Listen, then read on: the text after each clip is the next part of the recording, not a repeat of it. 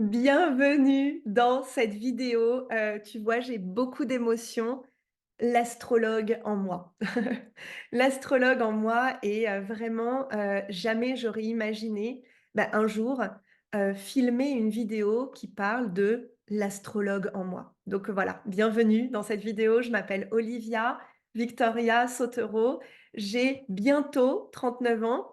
Je j'habite, en Auvergne, dans les volcans d'Auvergne depuis 2 ans et demi. Je suis originaire de la région parisienne et plus particulièrement d'Étiolles, voilà, dans le 91. Et mon intention en venant habiter en Auvergne, clairement, c'était de voir les étoiles. En fait, on a réalisé un voyage à Bali en 2019 et je t'en parlerai dans cette vidéo. Et quand on est revenu, il y avait ce côté, je veux habiter pour voir les étoiles. Ça veut dire que je sors de chez moi, je lève la tête et je vois les étoiles, je vois les planètes, je vois les astres. Et oui, l'astrologie alchimique, en fait, ça se vit dehors. Ça se vit pas dans les livres. C'est une astrologie qui se vit, qui se ressent et justement, je t'en parlerai dans la prochaine vidéo. Pourquoi est-ce que ça s'appelle une astrologie alchimique?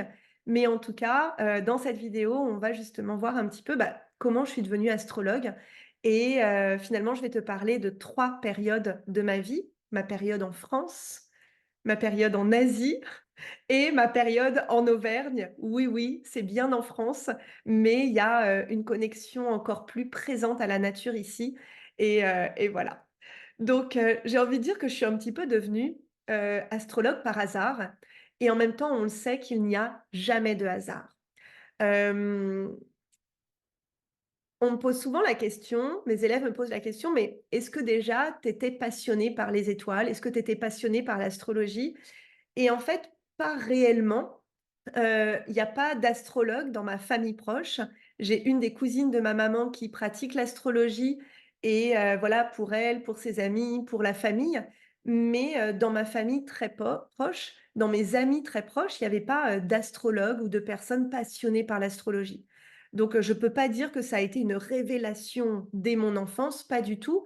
Par contre, je me rappelle que, en primaire, à un moment donné, il fallait qu'on réalise des exposés et je me rappelle que j'ai réalisé un exposé sur les planètes et que ça, j'avais été, mais passionnée. J'avais été passionnée de voir ces couleurs, de voir les anneaux de Saturne, de voir Jupiter, de voir ces planètes et de me dire: «Waouh, il existe ces planètes dans le ciel». Donc je pense qu'avant d'être intéressée par les signes astrologiques, j'étais plutôt intéressée par, finalement ces astres et puis, de se dire: «Waouh, ils sont magiques». Mais dans ma famille, on ne fait pas un métier qui, n'est pas sérieux. On ne fait pas un métier qui n'a pas trop de sens, ou en tout cas qui doit avoir un sens. Donc du coup, voilà, j'étais passionnée par les planètes à un moment donné et puis après il y a eu un peu, plus rien. En tout cas, au contact de l'astrologie et l'astronomie. Et puis, comme beaucoup de femmes, j'ai vécu un immense chamboulement dans ma vie, qui est le fait, d'être enceinte, d'attendre un enfant, de donner la vie et du coup, en 2016, avec la naissance de mon fils, voilà, j'ai, eu plein de questionnements sur la vie. Qui suis-je? D'où est-ce que je viens? Quelles sont mes lignées? Qu'est-ce qu'on m'a dit qui était vrai, qui était faux de la vie? Enfin voilà, toute une remise en question et aussi quel est mon destin finalement? Et dans cette connexion à mon corps de femme, dans cette connexion à ce moment où j'allais donner la vie, je me suis, posé plus de questions. Et une femme m'a recommandé d'aller voir un astrologue. Je me rappelle, c'était un rendez-vous près de Saint-Lazare et elle me dit: «Mais tu devrais aller voir un astrologue». Donc Marc Levacon, merci d'avoir, été là, dans ma vie. Je le remercie profondément et moi, je suis quelqu'un de cartésienne. J'ai besoin de voir pour croire. Un de mes saints, un de mes, guides, c'est saint Thomas. Donc saint Thomas qui justement a besoin de voir, que le Christ a eu des plaies pour croire dans sa résurrection. Moi, j'ai vraiment besoin de voir pour croire.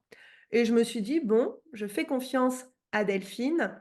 Delphine qui m'invite à aller voir Marc et ça a été la révélation. Ça a été la révélation parce que souvent je le dis, les 2 personnes qui me connaissent le mieux, sur terre, c'est mon mari et c'est, mon astrologue. Et en fait, l'astrologie, j'ai été bluffée. Pendant quasiment 1 heure et demie, 2 heures, eh bien mon astrologue a vraiment, mis carte sur table de qui j'étais. Avec une subtilité, avec une sensibilité, avec de l'humour, avec, waouh, en fait, tu es tout ça et quasiment, il me comprenait mieux que moi-même et je me suis dit: «Waouh, c'est bluffant» et vous savez, ce genre de rendez-vous, ce genre de rencontre où il y a quelque chose qui s'enclenche à l'intérieur, ça pour moi, c'est l'appel de notre âme. Et dans cette guidance, du coup, j'avais voilà, un livre à lire et surtout j'avais une guidance pour l'année. Voilà ce que tu es invité à vivre cette année. Moi, je suis assez bonne élève, donc du coup, j'ai pris le conseil et j'ai suivi les conseils. Je me suis dit: «Bah, OK, mon intention cette année, c'est sur cette thématique-là et donc du coup, je vais le vivre». Et aussi l'autre conseil, c'est au bout de 6 mois, 9 mois, réécoute la guidance. OK. Moi, je suis très on me dit quelque chose, je vais voir quelqu'un pour un conseil, je le suis. Et donc du coup, au bout de 9 mois, je reprends rendez-vous pour ma révolution solaire, qui est ce rendez-vous qu'on prend chaque année au moment de notre anniversaire. Et chaque année, je suis bluffée. Donc chaque année, donc 2016, 2017, 2018, 2019, j'y vais.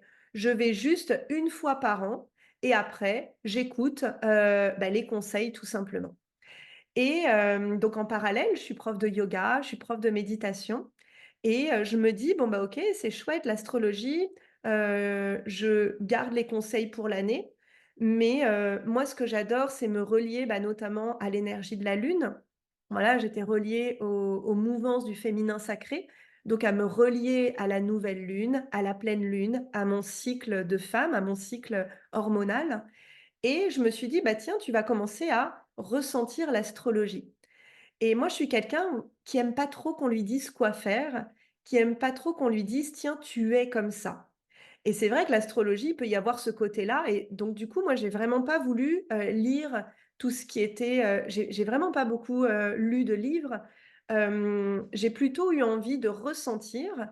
Donc finalement, à chaque nouvelle lune, ce que je m'amusais à faire, c'était de ressentir, bah, tiens, ça voudrait dire quoi de recevoir l'astrologie en toi aujourd'hui? Ça serait quoi les guidances pour cette nouvelle lune?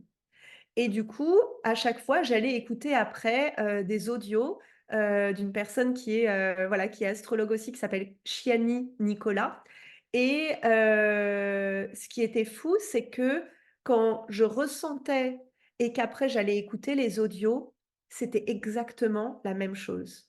Et en fait, cette connexion à l'astrologie avant d'aller lire quelque chose, avant d'aller écouter quelque chose de l'extérieur, ça m'a donné une sorte de confiance dans ce que je ressentais. Dans ce que je ressentais pour moi, hein, pas pour les autres. Moi, je lisais pas du tout des cartes natales à ce moment-là. C'était vraiment pour moi, pour apprendre à me connaître. Et donc du coup, en 2019, avec mon mari et notre enfant, qui a grandi depuis sa naissance, eh bien, on décide de partir à Bali. C'est, la fameuse période de, ma vie en Asie. On part en voyage à Bali, c'est vraiment une année de transformation, c'est une année un petit peu de remise à plat, de remise à zéro.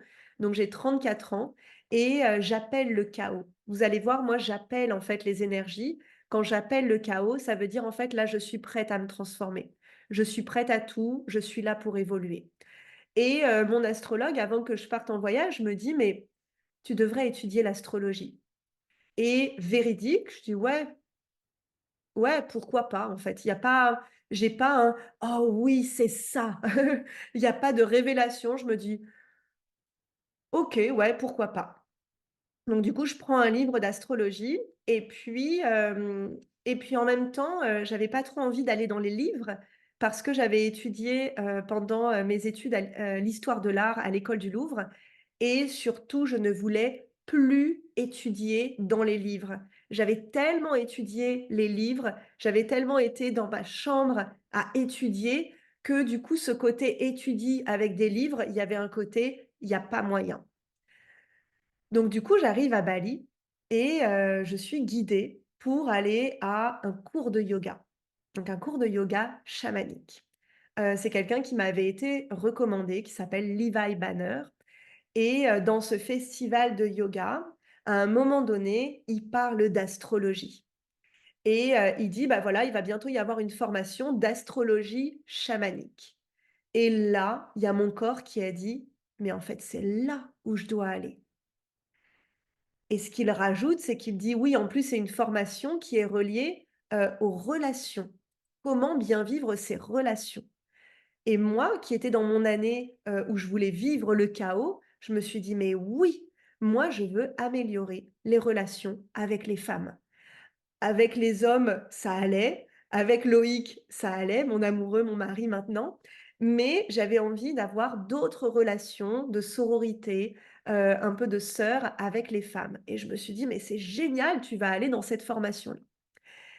Et évidemment, quand on appelle le chaos, bah, les choses ne se passent pas du tout comme prévu. Et du coup, j'arrive à cette formation et je découvre en fait que c'est sur les relations amoureuses. Les relations amoureuses et moi, bah, ça se passe bien avec Loïc, donc j'ai pas envie de remettre ça en question, même si j'étais prête à tout remettre en question. Et finalement, l'astrologue qui est mon mentor maintenant en astrologie, donc Daniel Giamario, prend ma carte natale. Il prend ma carte et il décrit précisément mon mari avec ma carte natale. Et là, j'ai fondu en larmes et je me suis dit: «Mais c'est quoi ce truc?» Et pendant 7 jours, ça a été une révélation. Ça a été vraiment de ressentir l'astrologie. Ça a été vraiment, je comprenais pas là, les schémas. Si vous avez vu la vidéo précédente avec, justement votre carte natale, moi je comprenais rien à ça. J'étais novice, je connaissais pas les symboles, je connaissais rien et pourtant ça a été une activation à l'intérieur parce qu'en fait, je ressentais les archétypes. Quand il parlait de l'archétype du cancer, qu'il a décrit l'essence du cancer, eh bien, c'était déjà là. Quand il a décrit l'archétype du bélier et cetera, de tous les signes, c'était déjà là. Il y a des signes qui étaient plus faciles que d'autres pour moi à ressentir, d'autres qui ont été plus complexes pour moi et j'en parlerai dans d'autres vidéos, mais ça a été vraiment en fait, je ressentais l'astrologie. Ça a été, cette révélation et bah, au bout de la formation, donc j'ai été formée pendant 1 an, j'ai commencé à donner mes premières guidances de carte natale et ça a été une évidence, en fait. Je suis astrologue. Je suis astrologue. Il y a pas à questionner ça. Et aujourd'hui, la manière dont je transmets cette astrologie, c'est une manière qui est très autonome, qui est très aussi connectée au ressenti de mes élèves. Donc moi, je vais surtout pas leur dire: «Tu devrais ressentir ça», mais plutôt je crée des espaces pour que mes élèves justement ressentent leur manière de vivre l'astrologie. Leur manière aussi de créer leur propre astrologie et c'est pas: «Tiens, l'astrologie, elle est comme ça et elle ne bouge pas». Au contraire, l'astrologie, c'est quelque chose qui est vivant. C'est quelque chose, qui apporte énormément, bah, de confiance en soi, énormément de confiance dans qu'est-ce que les signes nous transmettent, qu'est-ce que les planètes nous transmettent et du coup, c'est là où il y a une alchimie qui opère entre, bah, cet espace qui est là pour toi, pour vivre l'astrologie et en même temps, bah, toi, la confiance que tu prends en toi pour ressentir, eh bien, les signes, les planètes, les énergies et cetera et cetera. Et aujourd'hui, j'ai accompagné, bah, plus de 50 élèves, en formation d'astrologues alchimiques. Il y a une vingtaine qui sont certifiés astrologues alchimiques en niveau 1, une trentaine dans l'initiation «Je révèle mon essence» et mon intention vraiment, c'est de rassembler les astrologues alchimiques. Mon intention, en fait, c'est, vraiment, d'apporter cette astrologie au plus grand nombre parce que, c'est une reconnaissance à qui on est. Et ça, je t'en parlerai, bah, dans la prochaine vidéo qui est aussi pourquoi est-ce que ça s'appelle astrologie alchimique? Qu'est-ce qu'il y a d'alchimique à l'intérieur? Qu'est-ce qui fait qu'elle est différente? Qu'est-ce qui fait que le ressenti est tellement plus important, eh bien, que, ce qu'on peut lire dans les livres et voilà. Donc merci à toi, en tout cas, d'avoir écouté cette vidéo, ce que je t'invite à faire, c'est de la commenter, de la liker et du coup de me dire: «Bah, tiens, qu'est-ce qui a résonné en toi dans cette vidéo? Qu'est-ce qui t'a touché? Est-ce qu'il y a des endroits où tu te reconnais? Ou au contraire, est-ce que toi, tu as une autre histoire avec l'astrologie?» Et je serais tellement heureuse, eh bien, de l'écouter, de la lire et je te remercie infiniment déjà de ton commentaire. Donc je te retrouve dans la prochaine vidéo qui va justement te dire, bah, pourquoi est-ce que ça s'appelle astrologie alchimique et c'est quoi ce côté transformation qu'on va vivre, ensemble.